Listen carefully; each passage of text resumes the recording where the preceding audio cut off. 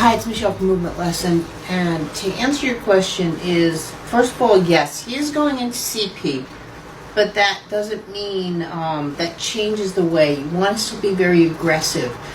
However, the reason I'm talking that way, not to diagnose, but you and I, we weight transfer, we counterbalance all of our movements. With cerebral palsy, one of the key signs is you're starting to counter-oppose movements.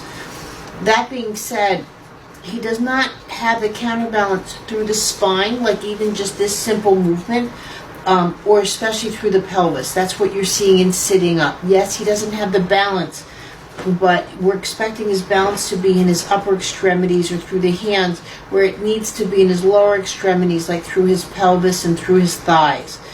So when he's crawling and so forth, his spine is not crossing midline.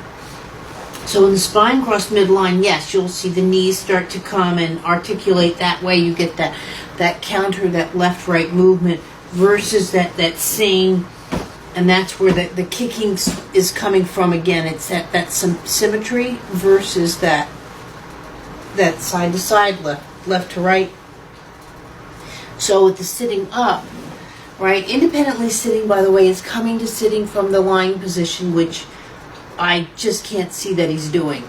He might be sitting, or he can push up into sitting and so forth. So what I'm seeing here, right, people would see his flexibility, but what he's not doing is the tush is not coming down into doing those kind of skills.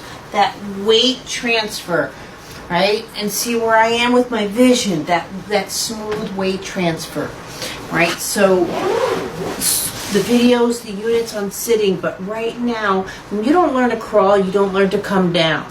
So my putting my hand on the table, right, I have a judgment here of how I'm going to do it. Just like I do the way my thighs are and so forth. I'm not lifting my leg up. I'm transferring weight through, right? And I have a different relationship to coming down and coming down. And so when you're touching him and you're working with him, I want you to work on him coming down to the floor or the surface, wherever you're working on, as much as him going up. That's the problem is they know how to go up and they know how to start doing things like that. They don't know how to come back down. And that's where I would concentrate on. I would be doing the unit.